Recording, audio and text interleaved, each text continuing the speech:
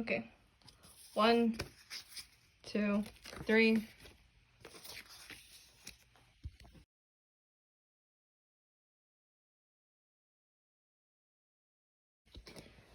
Okay. 1, 2, 3, 4, 5.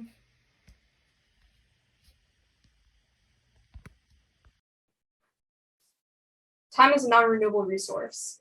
As much as I would like to take credit for this, I did not come up with this quote. It's by this guy named Ryder Carroll. He is a digital production designer and author, and he believes in this philosophy that anything that isn't vital to do, it should have meaning for you. These meanings can be derived from spending time with friends and family, or using your time to pursue your goals and hobbies. I'm not sure if he has this ideology because he is actually a pioneer of from a major hobby for many people around the world, and this is bullet journaling. Today, you're going to learn how bullet journaling came to be, the process, and the purpose of bullet journaling. Start off, we're going to get how it came to be. You see, the guy that I mentioned earlier, Ryder Carroll, he on his TED Talk, he mentions how he grew up with ADHD. ADHD can affect how you prioritize your tasks, and it really disrupts your organization and your time management skills. So it's best that you have a planner. And as you can see here, I have a college planner. And the first semester, and my first week of the semester, I was able to fill it out quite nicely. But the problem is that it's really rigid. So a lot of people end up not using it. And Ryder Carroll experienced the same thing when it came to his planners. So he devised a system where he can have a series of bullet points, hence bullet journal, that he can both have a planner and a planner, a calendar, and a journal of his own. Currently, since that he published it 2013, it has spread among social media spheres, and it's became pretty popular with the original how to journal video having 13 million views, and the hashtag on Instagram, bullet journaling, having 2.2 million posts. Now that you know how bullet journaling came to be, now we can get into the processes of bullet journaling. The beauty of bullet journaling, according to You Write, is all you really need is a notebook and a pen. Because it is a system of just collecting down bullets, you can separate it into your daily log, a monthly log for the things that you have to get done during the month, which includes paying things off, like things you want to do. For example, Batman came out today. So if you want to write that down, you can write that down. Another thing that you can have is an index, which can number the pages.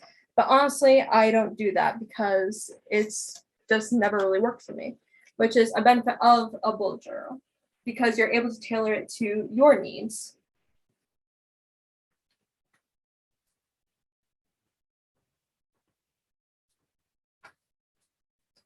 Now that you know the process, how to do it, now we're going to get into the benefits. You see, according to the American Writers Association journal, a major component when it comes to time management is the ability to keep your long-term, midterm, and short-term goals, having to-do lists, and keeping track of schedulings, including scheduling with distractions that you're known that you're going to have. Bullet journaling, you're able to do that because if you have a task, you can make a bullet for it and then you can cross it out. And if you don't get it done, you can transfer it over. Then the journal part of the bullet journal is beneficial because it promotes self-reflection. Ryder Carroll himself says that a bullet journal is a mindfulness practice disguised as a productivity system, which basically means that the ability to look back on your bullet journal and seeing what you had time for is and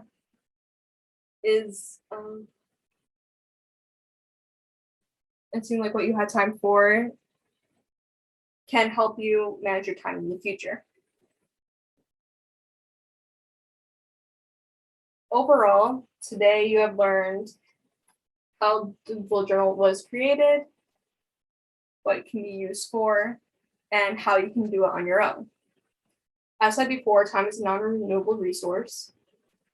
But with a bullet journal, you're able to keep track of how you spend your time and you can add your own meaning. Thank you. Questions? Where did you get your bullet journal? Honestly, this is not a bullet journal. This is a bandage journal that I got from spending too much money from the store. Cool. Yeah, but like honestly, you can use like anything. So, just like a regular notebook, and then you are able to have your to-do list. This is like the index I was talking about, where you just like write down the page numbers, and then you just kind of like mark your pages. But you don't have to do that because it's tailored to you. Awesome. Thank you. Next question.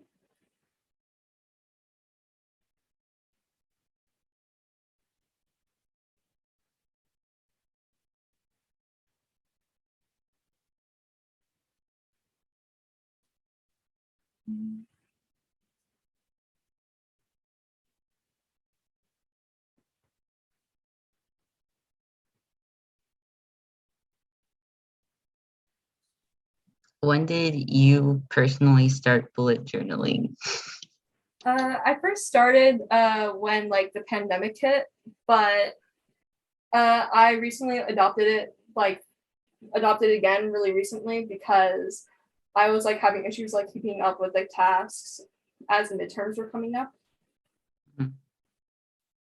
So you think it's like more convenient than say like a journal that already has like a structure to it? Yeah, because the thing with like bullet journaling is that you can like customize it to your own needs. So as you can see here, this day, I had a little bit more time on my hands. So I was able to like doodle, I was able to take my class notes, and I was able to keep track of how much water I drank during the day.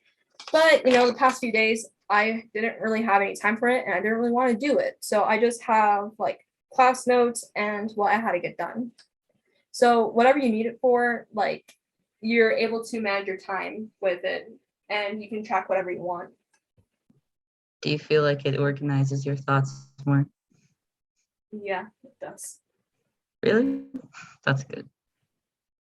Yeah, I think you did if I a need to look back, then like I'm able to see like I could have because that one day like I was able to finish like all 8 bottles of water.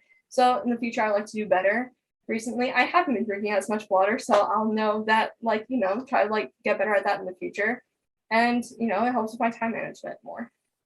yeah, same. I drink like 2 glasses a day. So I need to work on that.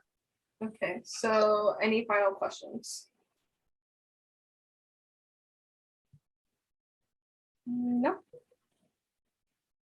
Thank you. You have been a wonderful audience.